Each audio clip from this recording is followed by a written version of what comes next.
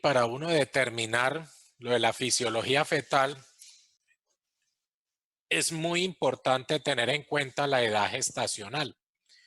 Y para poder definir la edad gestacional, pues tenemos que saber que el embarazo en el ser humano dura 280 días, lo que equivale a 40 semanas.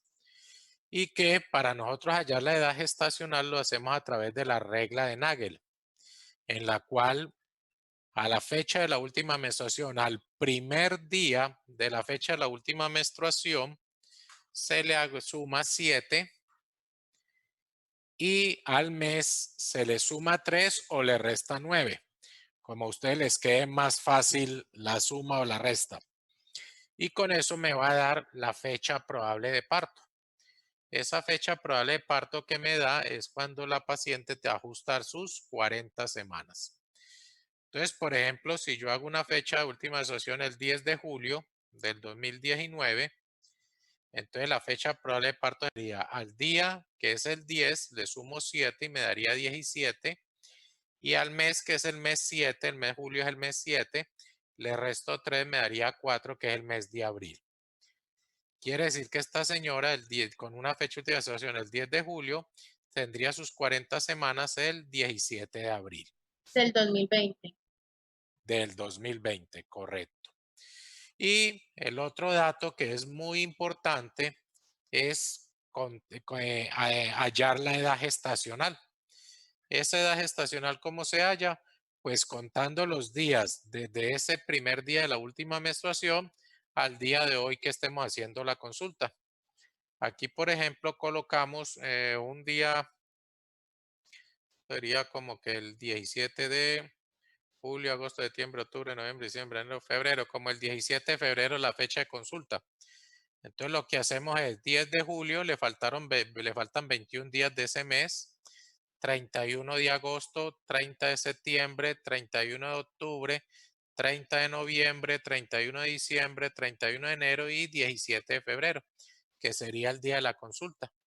Entonces lo que hago es sumar todos estos días, los cuales me equivalen a 222, y luego lo divido entre 7, que son los días que tiene la semana, y el resultado es la edad gestacional que me da la paciente. Entonces en ese caso serían 31 semanas, 6 días para la fecha del 17 de febrero. ¿Queda claro? No, doctor, yo no entendí, fue lo de el mes. Es que dice que le sumo 3 o le resto 9. Ahí me perdí. Perdón, sí, perdón. Aquí, sí, no.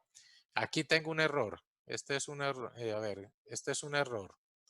Son los signos inversos. O le resto 3 o le sumo 9. Entonces, por eso aquí al mes 7 le resto 3. ¿Sí? Al mes de julio le resto 3. O le sumo 9. 7 más 9 me daría 16, que se pasaría al otro año, entonces sería el mes 4. Este es un error aquí, doctores, qué pena. Vamos a corregirlo de una vez.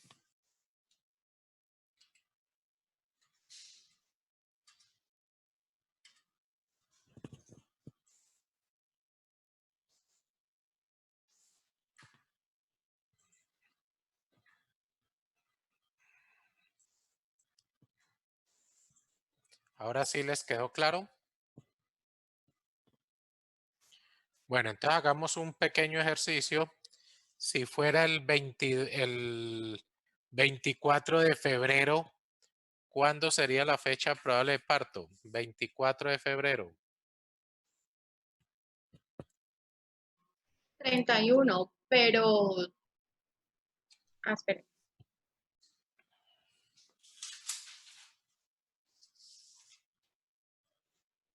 Entonces, ¿qué? 31 de octubre. 31 de octubre. ¿Febrero? Sí, 24 de febrero. 24 de febrero del 2020. ¿Cuándo sería la fecha probable de parto? El 31 de noviembre, pero creo que noviembre no tiene 31, sería el 1 de diciembre. 31 de noviembre dice alguien, 1 de diciembre dice alguien. ¿Quién más? Es que no sé. Camilo Ortega, ¿cuánto le da? El 31 de noviembre. 31 de noviembre. Acuerde que 31 no tiene noviembre. Entonces el 1 de diciembre. 1 de diciembre. 1 de diciembre. Bueno, entonces allí tienen que tener ustedes en cuenta el cambio de mes. Entonces usted dice en 24 de febrero, al sumarle 7, pues me daría 31. Pero febrero en este año tiene 29 días. Entonces quiere decir que nos sobraron 2 días, o sea, quería 2. Si yo le sumo esos 7 días, me daría el 2 de marzo. Y a ese marzo le sumo los 9. Entonces sería 3 más 9, 12. Sería el 2 de diciembre. A ver, la clase de embriología. ¿Cómo? Perdón, no te entendí. ¿Aló? No, profe, disculpa, es que se me reprodujo el video que se había mandado, qué pena. Bueno, entonces sería el 2 de diciembre la fecha probable de parto, ¿sí? Y hoy que es 1 de mayo, ¿cuánto sería la edad gestacional de esa paciente? Si su menstruación fue el 24 de febrero.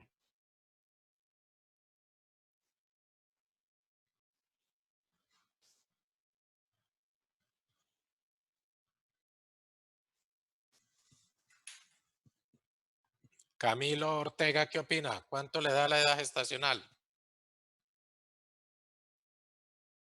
No, profe, lo de la edad gestacional no lo entendí. ¿Cómo? Lo de la edad gestacional no lo entendí. La edad gestacional no la entendió, entonces ¿por qué no preguntó, doctor?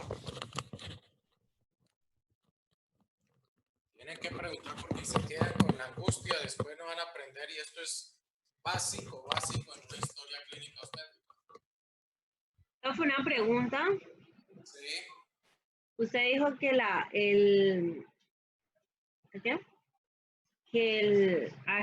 que la última menstruación fue el 24 de febrero, ¿verdad? 24 de febrero. Hasta el día de hoy se tendría 5.2 semanas. 5.2. Bueno. ¿Quién A da mí más me o quién dio da menos? 9 semanas y 4 días. 9 semanas y 4 días. 9 semanas y 4 días. 9 semanas y 4 días. ¿Qué opina Camilo López? Sí, profe, 9 semanas y 4 días. 9 semanas. Diego Fernando.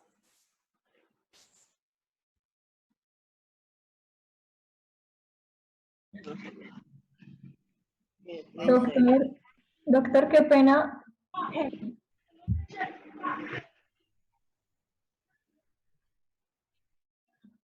Doctor, se le escucha lejos. Bueno. ¿Ahí mejoró? Ah, bueno. Entonces, ¿sería cuántas semanas? Diego 9. Fernando. 9 semanas y 4. Disculpe, compañeras, yo le hago una pregunta. ¿Por qué les da 9 semanas? Es que yo la verdad me confundí. Tranquila, ahorita les hago, espere, no, esperemos, bueno. hagamos un consenso y ahorita ya les explicamos.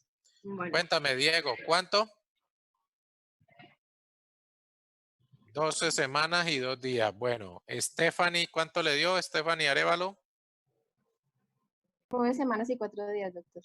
9 semanas y 4 días. Alexa Carabalí, ¿cuánto le dio? Profe, a mí me dio 9 semanas y 5 días. 9 semanas y 5 días. Entonces, explícanos, Alexa, cómo la hiciste. Bueno, se supone que la última menstruación de la paciente fue el 24 de febrero, ¿cierto? Sí. Entonces, febrero tiene, pues este año tiene 29 días. Entonces, quiere decir que a 24 le restan 5 días para cumplir los 29 días. Y a eso vamos Correcto. restándole los 31 días de marzo, los 30 días de abril y pues un día, que es el día de hoy, de mayo. Todo esto lo sumamos, lo dividimos entre 7. ¿Cuánto le dio la suma? A mí la suma me dio 67. Eso, y al dividirlo en 7. Me dio, pues a mí me dio 9.5. No sé si... Ahí es donde está el error. 7 por 9, la tabla del 7, 7 por 9. Porque hay que hacerlo manual, no en calculadora, ¿no?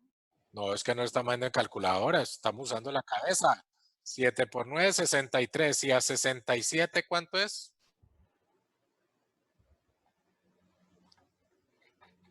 Cuatro. ¿Cuánto es hacer? 4. Entonces Alexa ahí fue donde falló ahí en ese unito de más, pero realmente así es que se hace. ¿Entendió, doctor Ortega? Señor. ¿Ah? Sí, señor. ¿Sí o no, Camilo Ortega? ¿Entendió o no Sí, entendió? señor. Sí. ¿Sí? Bueno, entonces si la fecha de última estación fue el 28 de enero, ¿cuánto sería la edad gestacional a hoy, Camilo? No, pues, profe, me tiene que dar tiempo para hacerla porque yo me tomo mi momento para... Hágalo. 28 de enero.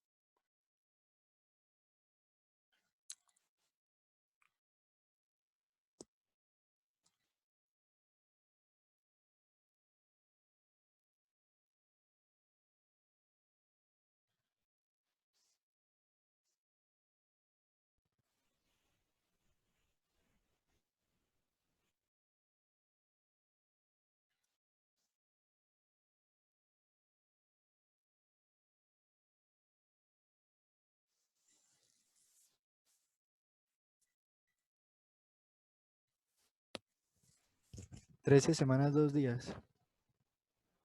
13 semanas, 2 días. ¿Qué dice Sebastián? ¿Cuánto le dio Sebastián Barona?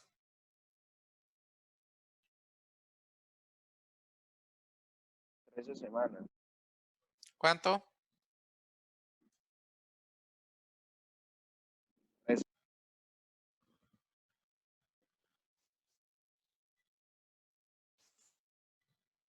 13 semanas.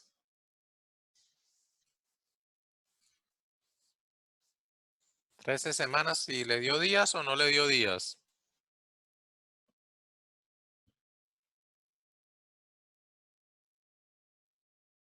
Según aquí, un día. No te escucho bien. ¿13 semanas qué o qué?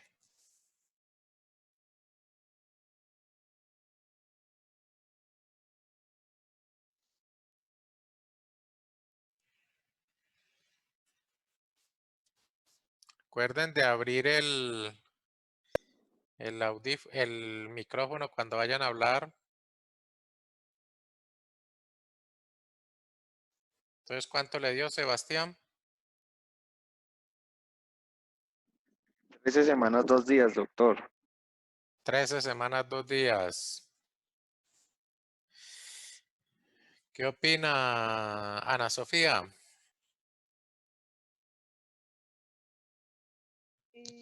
Profe, yo la verdad siento que estoy haciendo algo mal porque me está dando mucho menos de lo que a todos. ¿Cuánto te dio? Me está dando 8 semanas y 8 días. Creo Bueno, que no, entonces, no estoy comprendiendo entonces decimos que es el 28 de enero, ¿no? bien. Entonces tú dices, ¿cuánto le falta para terminar enero? ¿Cuántos días le falta para terminar enero?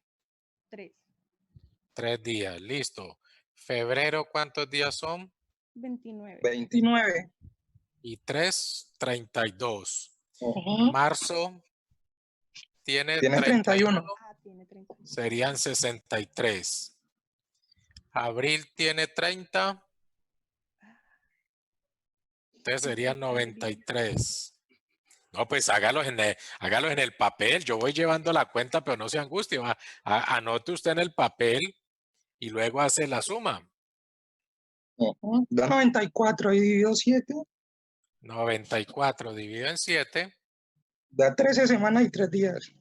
13 semanas y 3 días. ¿Sí lo pudiste hacer, Ana Sofía, o no? Sí, señor, mi problema fue que me olvidé de abrir. ¿Te faltó algún mes por ahí? Sí, me faltó. Entonces, acuerden, yo les apuesto que si les dijera cuánto le falta para salir a las vacaciones, todo el mundo sería exacto en eso y mismo diría, sí, vea, 20 días, 8 horas y 35 minutos. Esa sería una división exacta. Entonces es lo mismo, es contar desde el primer día de la última menstruación hasta el día de hoy para hallar la edad gestacional.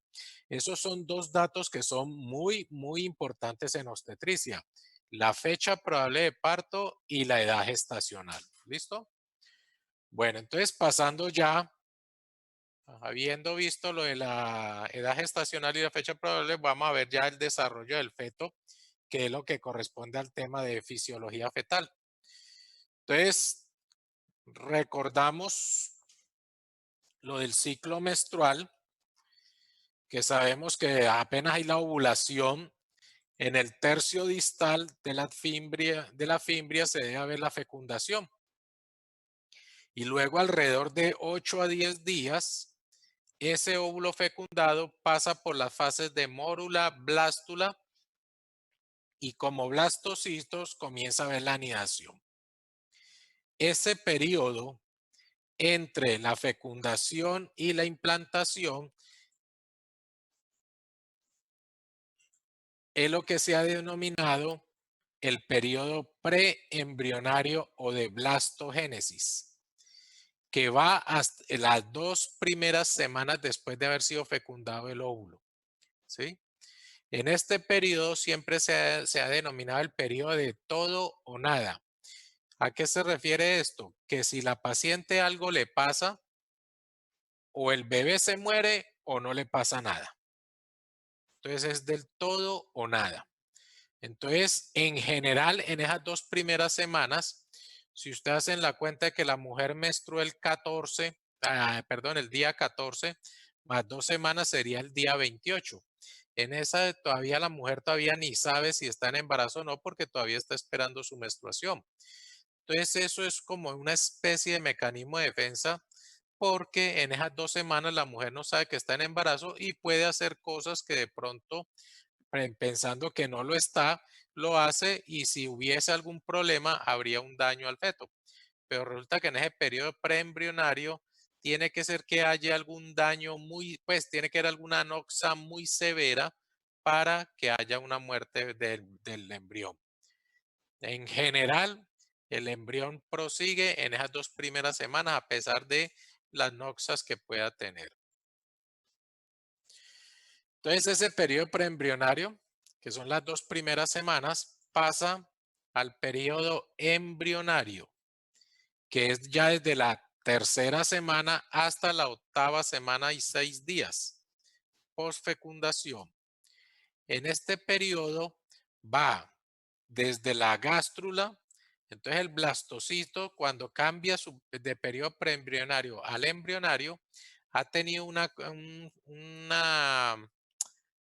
fenómeno que se haya denominado la gastrulación, que es la apertura de una cavidad donde se va a comenzar a desarrollar el embrión y que en un futuro esa cavidad va a ser lo que va a ser ocupado por el líquido amniótico. Entonces, a esa cavitación o gastrulación se considera el inicio del periodo embrionario.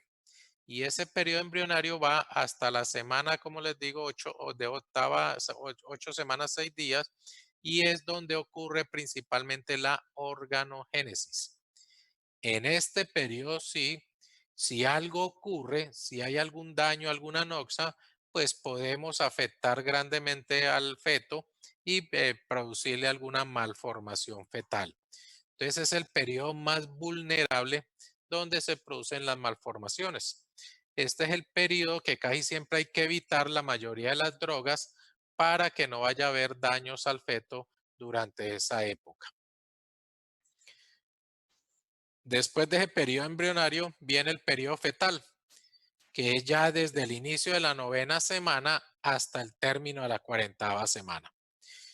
La parte más importante en este periodo prácticamente es el crecimiento, desarrollo y maduración de los órganos. Entonces, en el periodo embrionario es donde ocurre la organogénesis. En el periodo fetal ya se va es al crecimiento y el desarrollo y maduración de este feto. Esto es lo que pasa a partir de la tercera semana, cuando el embrión comienza a hacer lo de la gastrulación. Entonces, en esa gastrulación ya se comienzan a formar las 3 capas. Y de esas 3 capas comienza a salir los diferentes órganos y sistemas. Entonces, del ectodermo vamos a tener que origina el sistema nervioso central y periférico y los tegumentos, así como la zona medular de la suprarrenal. Del mesodermo vamos a tener el origen del esqueleto, los músculos, el tejido conjuntivo, el aparato urogenital y el aparato circulatorio. Y del endodermo se van a originar el aparato digestivo, las glándulas anexas y el aparato respiratorio. A partir de la cuarta semana comienza a haber desarrollos, entonces se comienza a ver los esbozos de los pulmones, el hígado, la tiroides, el corazón, los conductos mesonéfricos que van a dar origen a la vía urinaria, los primeros vasos, comienza a desarrollarse el esbozo auditivo y la membrana faríngea.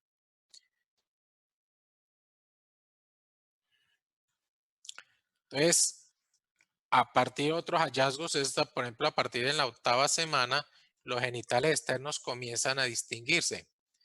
Entre más o menos la semana quinto a la semana octava, el embrión tiene unas gónadas indiferenciadas. Y es a partir de la octava semana que ya comienzan a tener una diferenciación. Si existe el cromosoma Y, entonces va a haber producción de una hormona que llama la hormona antimülleriana y, va a haber una producción de una sustancia que llama la SRY, y esta SRY me va a diferenciar la gónada en testículo. Y al originarse el testículo, las células de Leydig del testículo me van a producir testosterona. Y la testosterona me va a ir a hacer la diferenciación, al convertirse en dihidrotestosterona, me hace la diferenciación en órganos genitales externos masculinos. Las otras células, que son las células de Sertoli en el testículo, me van a producir la hormona antimülleriana. Y esa hormona antimülleriana me va a hacer atrofiar los conductos de Müller, que son los que originan los genitales femeninos. Si no ocurre eso, si no hay nada, ni cromosoma Y, ni sustancia SRY, ni testosterona, ni hormona antimülleriana, entonces los que se atrofian son los conductos de Wolff, que son los que dan origen a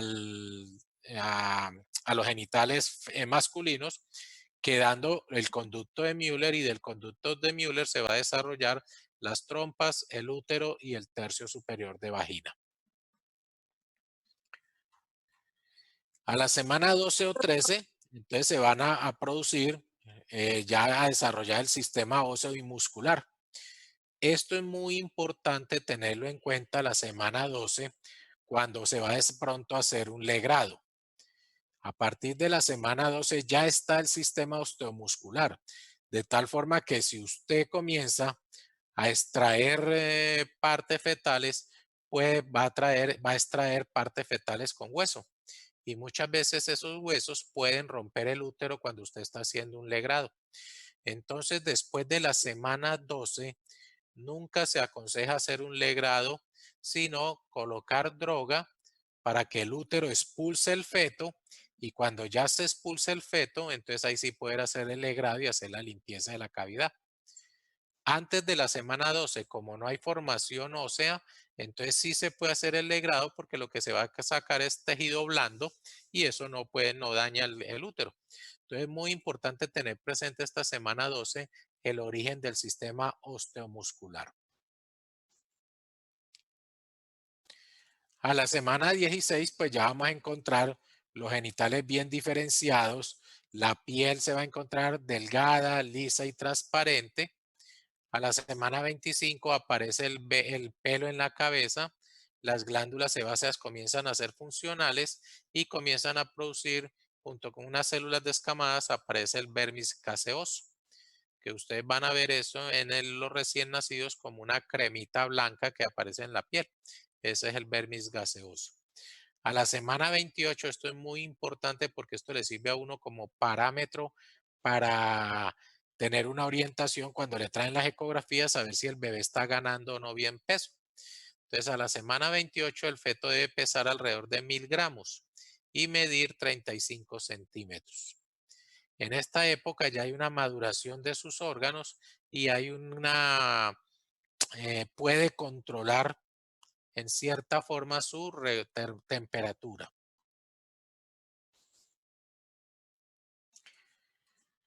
En el ya término, el recién nacido, su peso oscila entre 3100 y 3400, pero se considera normal estos límites de 2500 a 4500.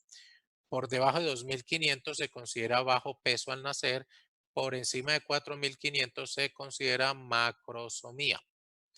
Antes se definía macrosomía como el peso mayor de 4000, pero los últimos estudios han reevaluado esto y consideran que un feto macrosómico es aquel que pesa más de 4500 gramos. Para ese crecimiento hay varios factores que influyen en el crecimiento fetal.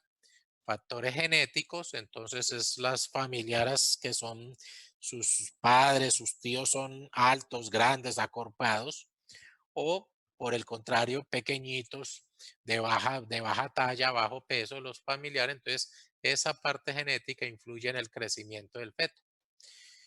La placenta, la funcionalidad de la placenta, entonces cuando funciona bien, pues entra mejor cantidad de nutrientes y eso me va a ayudar al crecimiento. Pero esos nutrientes deben entrar siempre y cuando haya una buena nutrición materna. Bueno, comenzando a ver algunos desarrollos del feto, entonces podemos considerar que en cuanto a la glándula tiroides, se desarrolla a partir del conducto tirogloso. Generalmente todas las glándulas después de la semana 12 comienzan ya a funcionar su producción glandular. La tiroides a partir de la sexta semana inicia la producción de la tiroglobulina. Acuerde que esta tiroglobulina es la que se requiere en la sustancia coloidea para que junte a las yodotironinas y con estas yodotironinas forme la tiroxina y la triiodotironina, que son las hormonas tiroideas, las cuales comienzan a juntarse a partir de la semana 12. ¿Sí? Esto es muy importante. El eje hipotálamo, hipófisis y tiroides no viene a completar su maduración sino hasta el primer mes de vida. ¿Esto qué tiene que ver? Con la real termorregulación del recién nacido. Entonces, cuando un bebé nace, una de las cosas que debe hacer el médico es ojo con el frío, porque los bebés no controlan su temperatura adecuadamente sino hasta el primer mes. Entonces, los bebés pueden hacer hipotermia fácilmente. Entonces, una de las conductas apenas nace el feto es que ese bebé hay que meterlo en una cama de calor radiante, vestirlo y todo para conservarle la temperatura. El páncreas fetal se desarrolla, como podemos ver acá, de una proliferación del duodeno. Igual como les decía, más o menos alrededor de la semana 12, aquí hablan entre la semana 10 y 14, ya existen los islotes de las células beta que producen la insulina y la alfa que produce el glucagón. Con esto el feto comienza a controlar su azúcar. Recuerden que esto no pasa la barrera placentaria, ni de la mamá para el feto, ni del feto para la mamá. Entonces, este es uno de los problemas del hijo de madre diabética, porque la glucosa sí pasa de la mamá al feto por difusión facilitada por transportadores. Y cuando pasa esa glucosa, entonces eso estimula las células betas del páncreas para que haya una producción exagerada de insulina al haber una gran cantidad de glucosa de una madre diabética. Y resulta que cuando el bebé nace, cortan el cordón y se terminó el suministro de azúcar, pero el bebé queda con una alta producción de insulina Y como la insulina es hipoglicemiante, entonces el feto, el recién nacido puede terminar convulsionando por baja de azúcar. Entonces, por eso es muy importante que los hijos de madre diabética apenas nacen hay que darles vía oral, porque tienen un altísimo riesgo de hacer hipoglicemia y convulsionar y morir. Unos estimulantes de esta insulina, pues son los aminoácidos, tripsina, lipasa y amilasa del recién nacido. Perdón, aminoácidos como la tripsina y otras enzimas como la lipasa y la amilasa, que son los reguladores más eficaces de la secreción de insulina. En cuanto a las glándulas suprarrenales, surgen a partir del mesonefros, alrededor de la semana 7, el 80% son de la zona cortical, ¿sí? Y la zona medular nace de las células de la cresta neural. Por eso veíamos que daba origen el endodermo a esta parte. Las glándulas suprarrenales han siempre tenido funciones en la activación del trabajo de parto.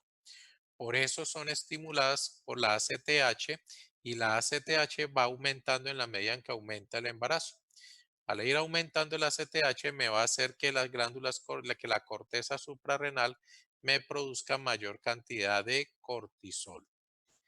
Pero este cortisol puede venir de la madre también. Y esto se ha visto que el cortisol me ayuda a la maduración pulmonar y a la producción del surfactante y, como les decía, a la activación del trabajo de parto. Bueno, una parte importante durante la fisiología fetal es lo de la placenta.